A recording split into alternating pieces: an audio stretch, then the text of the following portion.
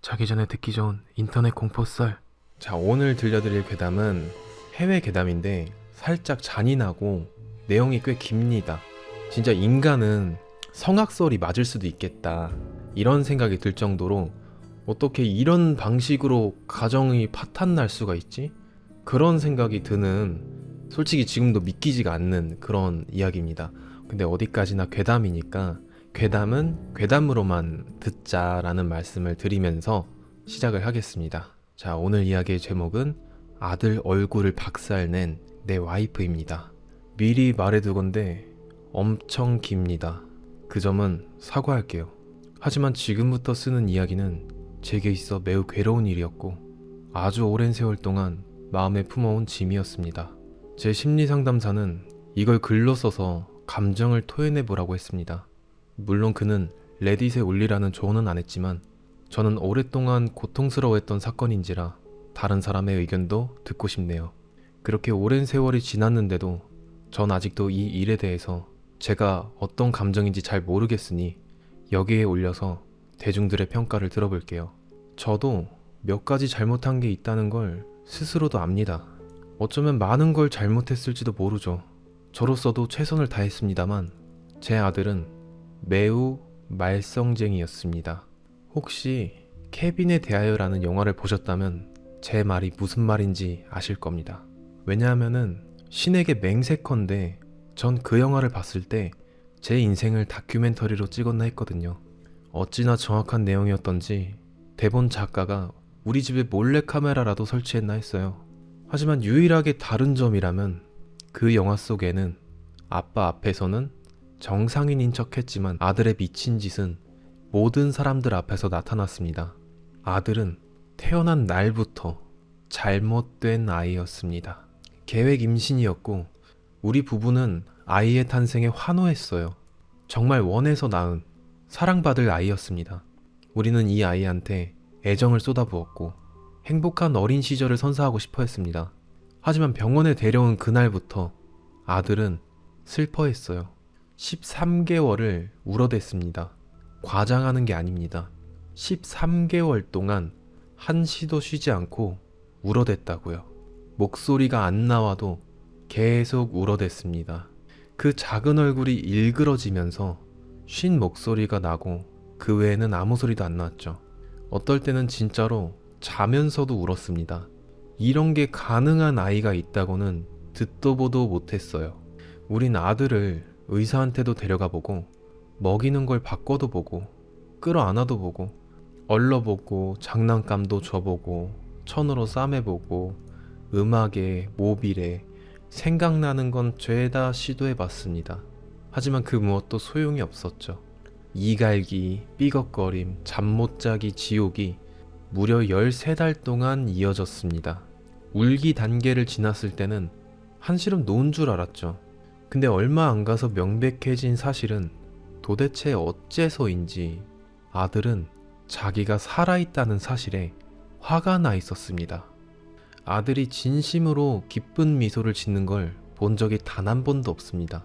누군가를 힘들게 혹은 고통스럽게 만들거나 규칙을 어길 때 그럴 때만 흉폭하고 끔찍하게 씩 웃는 거라면 그런 건 여러 번 봤죠. 근데 뭔가 좋은 것에 대한 진심 어린 미소요? 아니요. 전혀 단 한 번도 없었습니다. 아들은 긍정적인 것들엔 일절 관심이 없었습니다.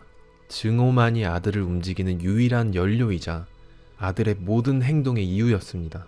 걸음마가 시작되자 아들의 인생 목표는 물건 파괴였습니다. 손 닿는 범위의 모든 걸 힘 닿는 대로 부수거나 부수려고 시도하거나 깨뜨리거나 씹거나 화장실에 던졌습니다. 얼마 후 아들은 기저귀를 벗는 방법을 알아냈고 온몸에다가 똥오줌을 바르는 데에서 큰 기쁨을 찾더군요. 얼마 후에는 그걸 감추는 방법을 터득했고 우리가 발견하는 데에 한참 걸리는 장소에 똥오줌을 누기 시작했습니다. 혹은 더 치우기 힘들게 카페트에 발라서 집에서 지독한 냄새가 나게 만들었죠. 그 상태로 나이가 더 들자 우리 부부는 아들이 못 들어가게 문에다가 자물쇠를 달아놨습니다. 그랬더니 우리 방 바로 앞 복도에다가 똥을 넣어댔죠. 그 생화학 병기는 2살 반에 시작되어서 마지막 날까지 계속됐습니다. 얘기하려고 들면 며칠 내내 얘기할 수도 있지만 빨리 쓰겠습니다. 아들은 나이가 들면서 점점 더 속수무책이 돼갔습니다. 자기한테 뭔가를 하려는 모든 사람을 물고 걷어차고 악쓰고 할퀴고 침을 뱉었습니다. 9살이 되기도 전에 학교에서 2번 쫓겨났고 3번째로 다시 받아들였다가 또다시 쫓겨났을 땐 그때는 퇴학이었습니다. 전학을 가야 됐어요. 다음에 간 학교에서는 아들은 특수반에 들어가서 다른 학생들로부터 격리되었습니다.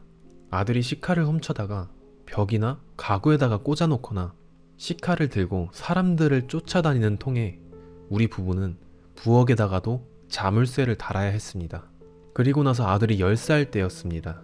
아들은 칼로 제 엉덩이를 꽤 깊게 찔러서 제 엉덩이에는 아직도 흉터가 있습니다. 나이가 들면 들수록 제 아들은 더 무서워졌습니다. 물건에 불을 지르고 동네에 있는 동물들을 잡아다가 고문을 하기 시작했죠.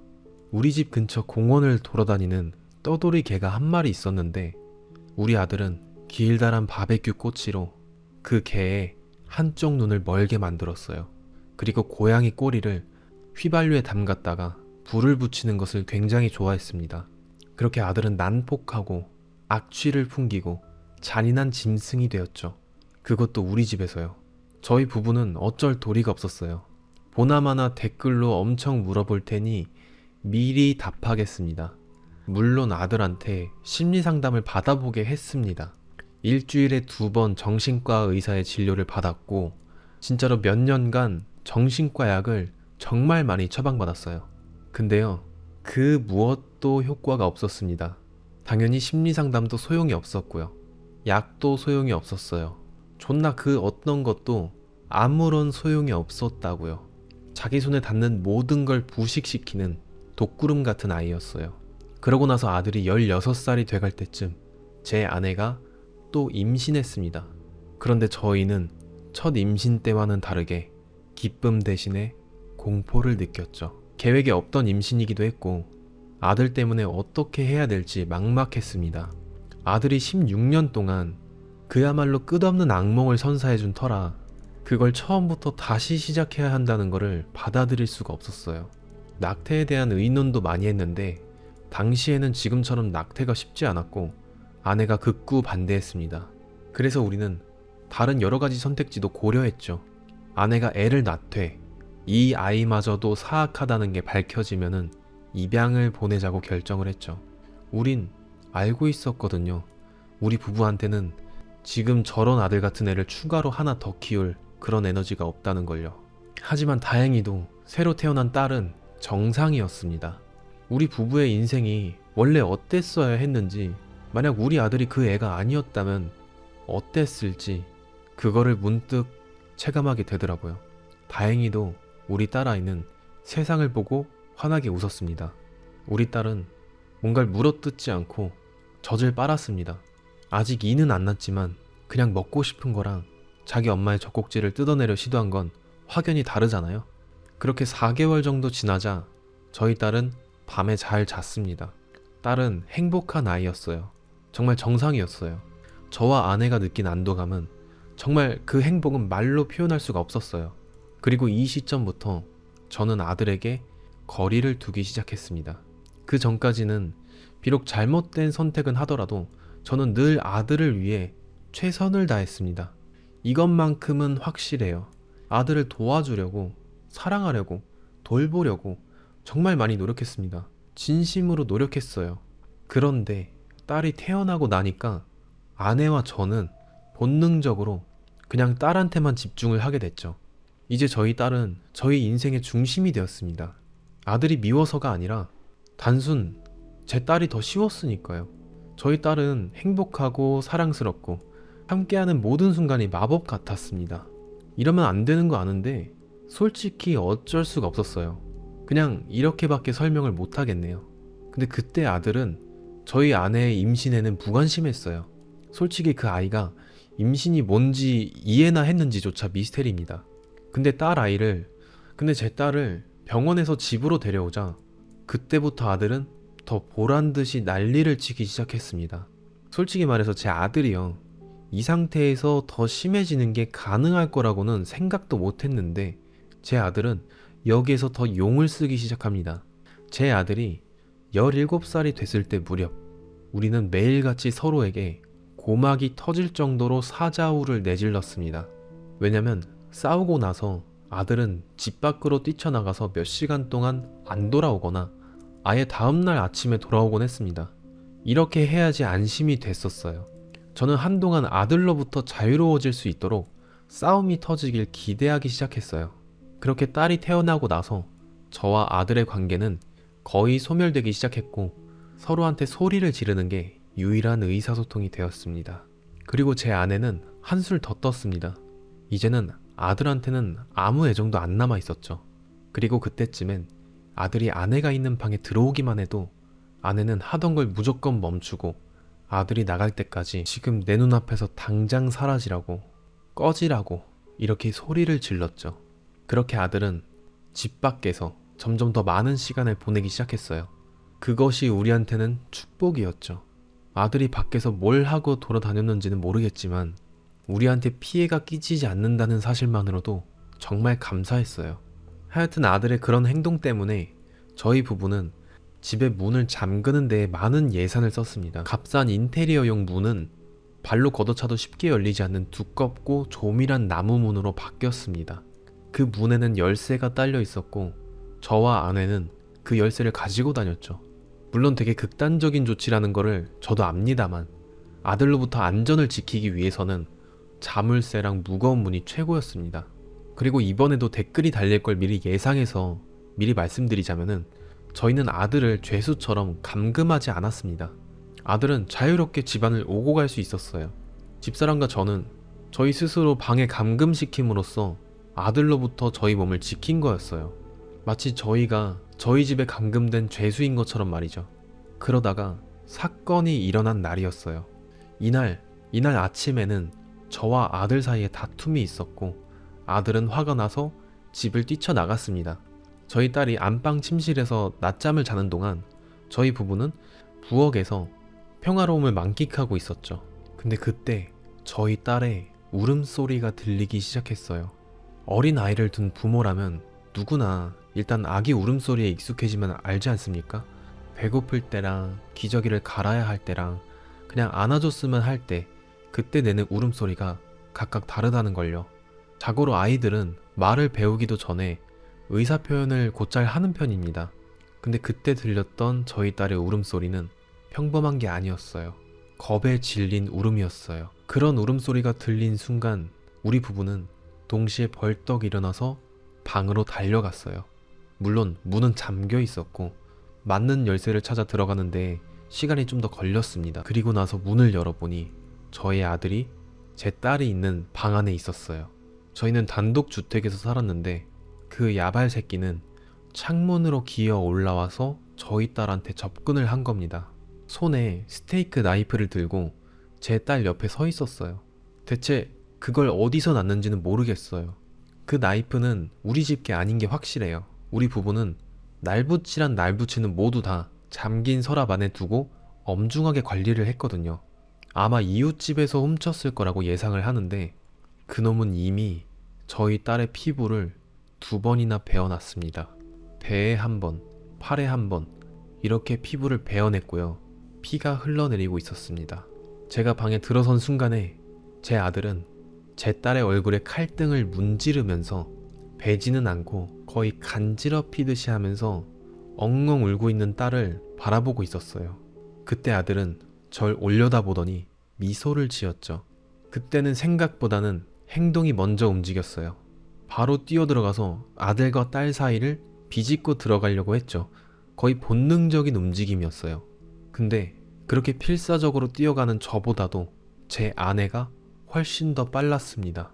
무슨 빨리 감기 영상 같았어요. 아들한테 득달같이 달려서는 손에 나이프를 쳐냈고 나이프는 방 한켠으로 날아갔습니다. 그리고 나서 제 와이프는 온 체중을 실어가지고 제 아들을 밀어버렸는데 어찌나 세게 밀어버렸는지 제 아들은 벽까지 날아가서 부딪혔다가 튕겨나갔습니다. 그리고 나서 제 와이프는 제가 딸을 안고 있는 걸 유심히 지켜봤죠. 그때 딸의 상태는 몸을 떨다 못해 거의 경련을 하고 있었습니다. 지금도 그 순간이 선명히 기억납니다. 방 안의 냄새, 내 딸이 비명을 지르면서 목 놓아 우는 소리, 그리고 저 멀리 서 있는 아들의 표정이 보였어요. 근데 무표정이었어요. 죽은 사람처럼 텅 비고 아무런 감정도 담기지 않은 눈. 저는 아들이 무슨 외계인처럼 느껴졌어요. 근데 그런 아들에게 제 와이프는 한 발짝 한 발짝 다가섰습니다. 솔직히 제가 와이프를 말리려면 충분히 말릴 수 있었는데 저는 일부러 방해하지 않았어요. 제 와이프는 한 걸음 한 걸음 가다가 제 아들한테 엄청 가까이 붙어섰습니다. 솔직히 이번에도 말리려면 말릴 수 있었습니다. 근데 안 막았어요. 그때 제 와이프는 아들을 한 3초에서 5초 정도 묵묵히 바라봤습니다. 그리고 나서는 아들 얼굴에다가 주먹을 날렸어요. 지금 이야기를 듣고 있는 당신은 제 와이프를 머릿속에서 상상할 때 단순한 평범한 여성으로 상상을 할지도 몰라요. 작은 몸집에 얌전하고 섬세한 그런 아내의 군상이요. 근데 틀렸습니다. 저희 와이프의 몸집이 작은 편인 건 맞는데 단 한 번도 얌전하고 섬세했던 적은 없었어요. 저희 와이프는 10대 초반 때부터 복싱을 했었습니다.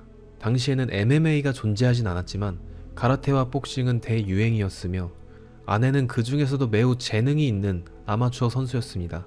몸무게는 60kg에 근육도 제법 있었고 펀치도 잘했습니다. 저야 당시 90kg쯤 나갔지만 만약에 제가 와이프랑 진심으로 싸웠다면 분명히 제가 쓰러졌을 겁니다. 그때까진 아무리 화가 나도 아들한테 손찌검을 했던 적은 단 한 번도 없었어요. 근데 그날은 아내의 인내심의 끈이 끊어졌고 그간 세월 동안 쌓인 분노와 고통과 슬픔과 절망이 한 번에 쏟아져 나왔어요. 그 뒤로 저희 와이프의 주먹을 정통으로 얼굴에 맞은 아들은 목이 뒤로 확 꺾이면서 코피가 뿜어져 나왔습니다. 그때 아들은 큰 반응 없이 그냥 충격받은 표정으로 저희 와이프를 쳐다봤어요. 방금 일어난 일에 어떻게 반응해야 될지 모르는 듯한 그런 표정이었어요. 그리고 제 와이프는 아들을 또 1초 동안 지켜봤습니다. 그리고 나서는 또다시 내리쳤습니다. 솔직히 제가 와이프를 말릴 수는 있었을 겁니다. 와이프를 방 밖으로 밀고 나와서 어르고 달래면은 충분히 말릴 수 있었죠. 근데 일부러 안 말렸습니다. 정밀하고 철저하게 주먹을 날려서 저의 아들의 얼굴을 곤죽으로 만드는 현장을 그냥 지켜봤습니다. 아들이 손바닥을 들어서 한 부위를 막으려고 하면 아내는 다른 부위에다가 공격을 날렸습니다. 몸통을 때렸다가 다시 머리를 때리고 그 다음에 또다시 몸통, 그 다음에 또 머리, 이렇게 끝없이 아들은 비명을 지르고 악쓰면서 그만하라고 외치기 시작했습니다. 저희 아들이 뭔가 이렇게 진심 어린 반응을 보이는 건 아들의 인생을 통틀어서 처음 봤습니다. 그러나 아내는 멈추지 않았어요. 아내는 한층 더 기세를 올려서 더 세고 더 빠르게 샌드백을 때리듯이 때리는 걸 저는 그냥 지켜봤습니다. 아들도 반격을 하려고 했지만 아내는 쉽게 피했죠. 저희 와이프는 수년의 복싱 연습을 기반으로 한 자동 전투 모드였어요. 손이 거의 보이지 않았죠. 저는 그 광경을 잠시 동안 지켜보다가 등을 돌려서 제 딸을 방 밖으로 데리고 나왔습니다. 그리고 나서 제 딸을 목욕시켰어요. 그때 보니까 베인 자국이 발바닥에 하나 더 있었습니다. 상처는 모두 겉피부만 베인 상처였어요. 제 딸을 씻기고 안아서 진정이 될 때까지 어르고 달랬습니다. 물론 상처에 연고와 반창고를 발라줬고요. 근데 그 와중에도 침실에서는 여전히 아들이 비명을 지르는 소리가 들렸고 저희 아들은 제 와이프를 끔찍한 단어로 부르면서 네 목을 자른 다음에 그 시체랑 떡을 치겠다 하는 소리가 들렸습니다. 그리고 시간이 흐르니 저희 아들은 더 이상 말은커녕 비명조차 지르지 않았습니다. 아마 기절을 했던 것 같았습니다. 근데 와이프가 아들을 때리는 소리는 여전히 들렸습니다. 정말 오랫동안 걸렸습니다. 저희 딸이 제 품 안에서 잠들 만큼 정말 오랜 기간 동안요. 저는 그냥 부엌 의자에 앉아서 아내가 그냥 끝장을 내길 기다렸습니다. 그리고 나서 얼마 뒤에 제 와이프가 나와서 제 맞은편에 앉았습니다. 손이 벌겋게 부어올랐고 얼굴과 팔은 피범벅이었습니다. 제 와이프는 아주 거친 숨을 몰아쉬고 있었죠. 저희는 아무 말 없이 서로를 지그시 바라봤습니다. 그리고 나서 와이프한테 죽었냐고 물어봤었죠. 그러자 와이프는 죽었길 바래야지 이러면서 대답을 했어요. 저는 고개를 끄덕였죠. 할 말은 그게 다였어요. 저는 아내의 심정을 100% 이해했습니다. 저도 똑같은 심정이었거든요. 이제 어떻게 해야 될지 모르겠어가지고 저희는 그냥 거기 가만히 앉아 있었어요. 그러다가 와이프는 갑자기 울기 시작하면서 샤워를 하러 갔습니다. 저는 그냥 그 자리에서 제 딸을 안고 있었고요. 그리고 나서 한참 후에는 저희 방에서 어떤 흐느낌 소리와 신음소리가 들렸습니다. 아들은 살아있었던 겁니다. 상태가 어떤지 보러 가봤더니 진짜 말도 안 되는 상태였어요. 제 살면서 이렇게 무자비하게 맞은 사람은 제가 본 적이 없습니다. 제 아들은 자신의 코피와 토사물로 얼룩진 마루 위에 누워 있었습니다. 코는 깨지다 못해 납작해졌고 눈은 양쪽을 다 뜨지도 못할 만큼 부어서는 멍이 들기 시작하고 있었습니다. 그리고 손가락 2개는 이상한 방향으로 꺾여 있었고요. 그리고 바지에는 오줌을 지려놨습니다. 이빨도 나간 것 같은데 입술이 워낙 퉁퉁 부어서 입안을 볼 수조차 없었어요. 나중에 제 와이프한테 들은 얘기로는 온몸을 철저하게 깨부수는 데 전념을 하되 특히 다리에 집중을 했다고 했어요. 다리에 힘이 풀릴 때까지 사타구니를 걷어찼고 기절한 후에도 계속 때렸대요. 당시에 아내가 몸을 씻고 나왔을 때도 저는 여전히 이 아들을 어떻게 해야 될지 결정을 못 내렸습니다. 경찰을 불러야 될지 구급차를 불러야 될지 직접 병원에 데려다 줘야 될지 정말 어떻게 해야 될지 감을 못 잡겠더라고요. 근데 고민을 하다가 깨달았습니다. 전 이제 더 이상 아들이 어찌되건 그냥 관심이 없었다는 걸 깨달았어요. 그냥 죽든지 살든지 그냥 내버려 두기로 했습니다. 그리고 또 저희 집 지하에는 저희가 안 쓰는 방이 있어서 와이프랑 저는 저희 딸을 데리고 지하에 있는 방으로 내려갔습니다. 지상에 있는 모든 방은 아들한테 다 내주고 저희가 필요한 물건들을 지하로 옮겨서 저희의 인생을 그 아들놈으로부터 격리시켰습니다. 위층에 있는 음식이라면 2주 동안은 넉넉히 버틸 만큼 있었고 욕실과 화장실도 있었잖아요. 그리고 지하에도 욕실과 작은 부엌 그리고 위층과는 따로 난 출입구가 있어서 그냥 위층으로 가는 걸 멈췄습니다. 우리는 아들한테 할 만큼 해줬다는 생각이 들었어요. 과연 식량이 바닥나면 어떻게 되는지 보자고 했죠. 그렇게 일주일이 지나가고 아들이 위층에서 돌아다니는 소리가 가끔 들렸습니다. 아마 대부분의 시간은 누워서 회복하는 데 썼겠지 싶었어요. 그때 저는 직장에 계속 다녔었는데 집을 나설 때마다 혹시라도 아들이 나를 공격하진 않을까 엄청난 주의를 기울이고 움직였습니다만 그러지는 않더라고요. 저희 와이프는 저희 딸과 함께 집에 있었습니다. 절대 서로를 시야에서 벗어나지 않게 행동했죠. 그러다가 어느 날 밤이면 저희 아들은 날뛰면서 물건을 막 부수고 두들겨대는 소리가 지하까지 들렸습니다. 근데 저희는 아무 반응도 하지 않았어요. 그래도 아래층으로 내려오거나 저희한테 접근하려고는 하지 않더라고요. 아마 함부로 접근했다가는 이번에는 진짜로 와이프 손에 끝장이 날까봐 무서웠던 게 아닐까요? 아무튼 지하실에서 3주 동안을 지내니까 위층에는 며칠 동안 아무 소리도 안 들렸고 저는 용기를 내서 위층으로 올라갔고 탐색을 해봤습니다. 집은 멀쩡한 게 없을 정도로 온갖 가구들이 파괴되어 있었고 어질러져 있었습니다. 그리고 아들의 흔적은 어디에도 없었어요. 그때부터 아들은 사라졌어요. 집을 수리하는 데는 몇 개월이나 걸렸어요. 음식과 대변이 모든 벽에 발려서 스며들어 있었고 합판 벽에는 커다란 구멍이 여러 개가 나 있었고 집을 아주 산산조각을 내놨습니다. 부엌 한 구석은 방판을 다 뜯어놨고 거실에는 소화기를 발사해놨어요. 솔직히 말해서 저희가 지하에 있을 때 아들이 집에 불을 지르지 않아서 정말 다행이라고 생각을 했어요. 솔직히 왜 안 그랬는지 모르겠어요. 불을 지르는 데는 아무런 거리낌도 없는 애였으니까요. 그 후에 아들이 돌아와서 저희를 난데없이 기습을 하고 죽이려 들 거라는 공포 속에서 살다가 한 3년쯤 후에 이사를 하고 나서야 그 공포에서 드디어 벗어났습니다. 그렇게 아들은 실종이 됐습니다. 그때부터 안전해졌다는 실감이 들었어요. 말씀드리지만 이 모든 일은 굉장히 오래전에 일어난 일입니다. 아들은 1971년 봄에 태어났고 저희 딸은 1988년에 태어났습니다. 저는 이제 70세가 되는 노인이고 아내는 2016년에 암으로 세상을 떠났습니다. 제 딸은 지금 31살로 아내가 떠난 후에 저는 딸 부부의 집에 들어와서 살고 있습니다. 손녀가 2명 있고 이 손녀들은 제 삶의 마지막 빛입니다. 한 달에 2번 저는 심리상담사를 찾아가서 이 얘기를 합니다. 물론 아들이 지금 어디에 있는지 저는 모릅니다. 제 아들이 생생히 기억나는 마지막 모습은 피를 철철 흘리면서 침실 마룻바닥에 누워있는 장면이었어요. 뭐 그렇게 아들이 떠난 후에 소식이 끊긴 채로 30년이라는 시간이 넘게 흘렀습니다. 그리고 계속 소식이 끊겨있길 바라고요. 그리고 그때 이후로 죄책감과 여러 복잡한 심경을 많이 느낍니다.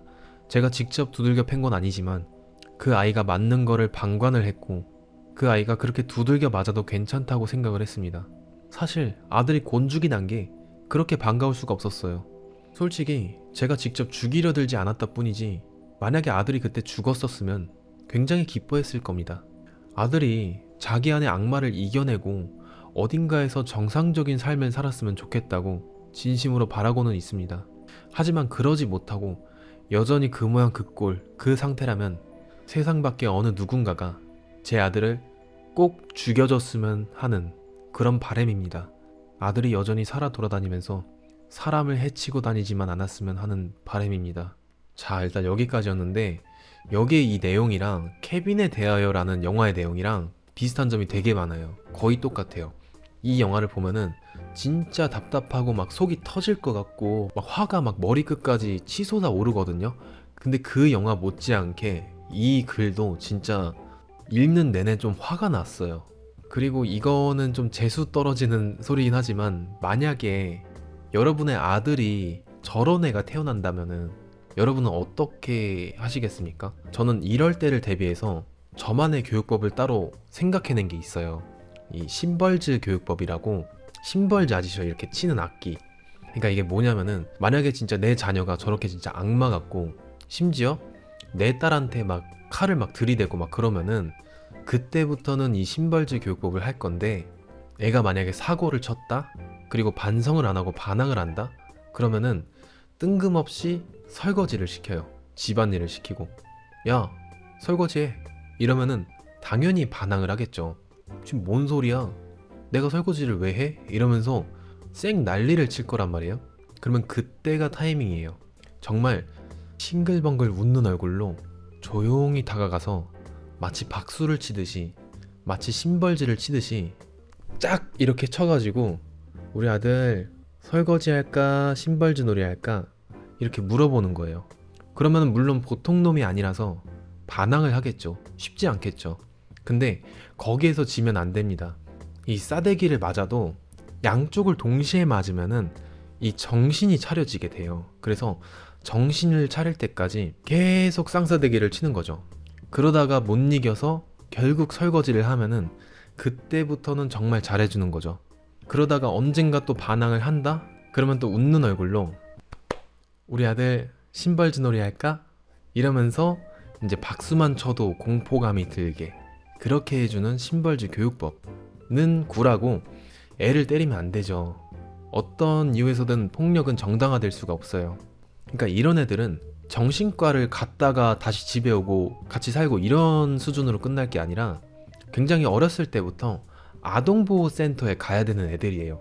그냥 어떤 기관에서 자라야 되는 애들이기 때문에 아예 그쪽에 보낼 수 있으면은 최대한 노력해서 보내는 게 낫지 않았을까 생각이 듭니다.